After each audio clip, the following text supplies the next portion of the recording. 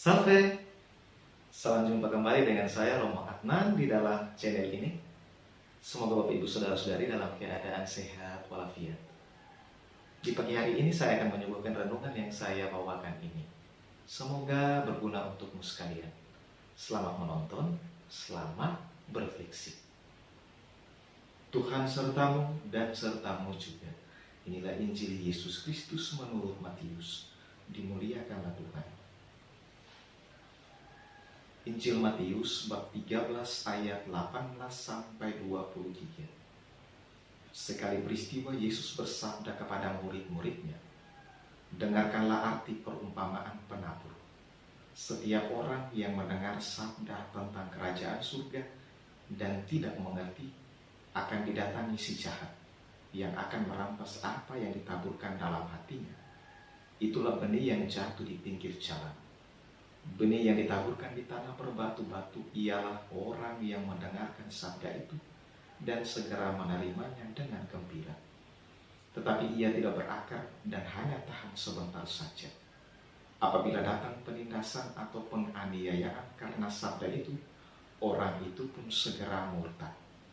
Yang ditaburkan di tengah semak duri ialah orang yang mendengar sabda itu, lalu sabda itu terhimpit oleh kekhawatiran dunia dan tipu daya kekayaan, sehingga tidak berbuah. Sedangkan yang ditaburkan di tanah yang baik ialah orang yang mendengarkan sabda itu dan mengerti, dan karena itu ia berbuah, ada yang 100, ada yang 60, dan ada yang 30 ganda." Demikianlah Injil Tuhan. Terpujilah Kristus. Bapak Ibu Saudara-saudari yang terkasih di dalam Kristus, umumnya seorang petani sebelum menggarap sawah atau ladangnya, ia telah lebih dahulu mempersiapkan benih. Benih itu adalah benih pilihan, benih unggulan.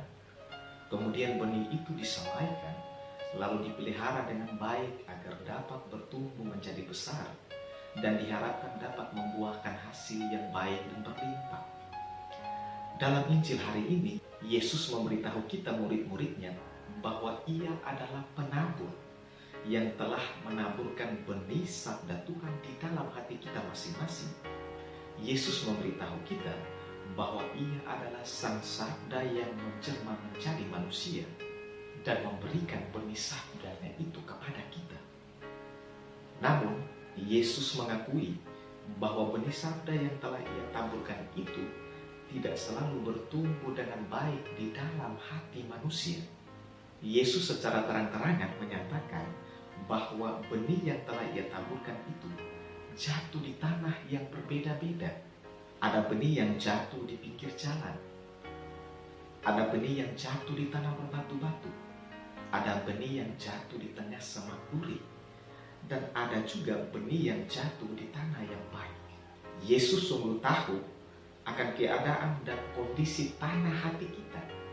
Yesus memberitahu kita bahwa sekalipun ia sudah menaburkan sabdanya di dalam hati kita, tapi masih ada di antara kita yang tidak mengerti akan sabdanya dan jarang masuk ke kedalaman hatinya. Kita lebih banyak bermain di pinggir hati kita. Kita tidak berusaha memahami sabda Tuhan dengan hati kita. Akhirnya kita mudah dikuasai oleh kuasa si jahat. Ada orang yang berusaha memahami sabda Tuhan dengan otaknya sendiri, tapi tidak sampai meresapkannya ke dalam hatinya, karena hatinya batu. Akibatnya, sabda Tuhan itu tidak berakar di dalam hatinya. Ketika berhadapan dengan tantangan, rintangan, dan penganiayaan dalam hidup keberimanan, ia mudah menyangkal Tuhan atau murtad.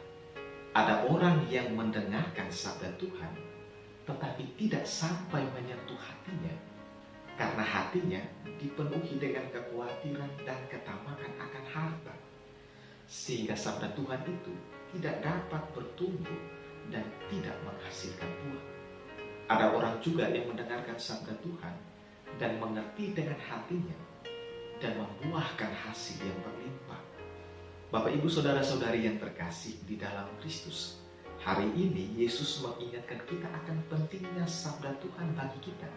Namun sayangnya, kita jarang atau tidak sama sekali memegang, membuka, dan membaca Alkitab dan mendengarkan apa yang Tuhan sampaikan kepada kita. Padahal di rumah kita masing-masing tersedia Alkitab, tapi sudah dipenuhi debu dan laba-laba karena kita jarang membukanya. Padahal Alkitab telah diterjemahkan ke dalam berbagai bahasa yang memudahkan kita untuk membaca dan memahami isinya. Padahal berbagai macam buku tafsiran Alkitab yang menerangkan mengenai ayat-ayat sabda Tuhan telah tersedia di banyak toko buku. Namun, kita jarang atau tidak sama sekali berusaha untuk membeli dan membacanya. Dengan kenyataan seperti itu, ternyata kita tidak ingin hati kita menjadi tempat tumbuh suburnya sabda Tuhan. Maka sudah pasti sabda Tuhan tidak berbuah di dalam diri kita, di dalam hati kita. Saat ini Tuhan memberitahu kita bahwa Ia telah menabur benih sabdanya di dalam hati kita, dan Ia ingin benih sabdanya itu bertumbuh subur dan menghasilkan buah berlimpah. Tuhan ingin agar kita menjaga, merawat, dan menyediakan hati kita sebagai tanah yang subur bagi pertumbuhan sabda.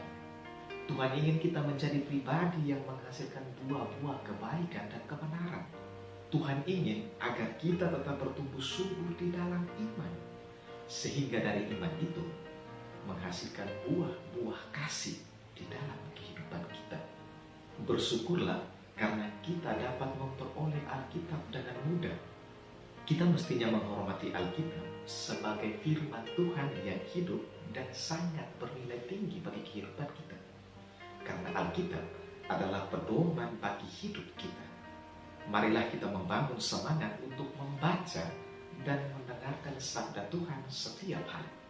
Karena semakin kita membaca Alkitab, hidup kita semakin dibaharui dan dituntut kepada hidup yang berbuah bagi Tuhan.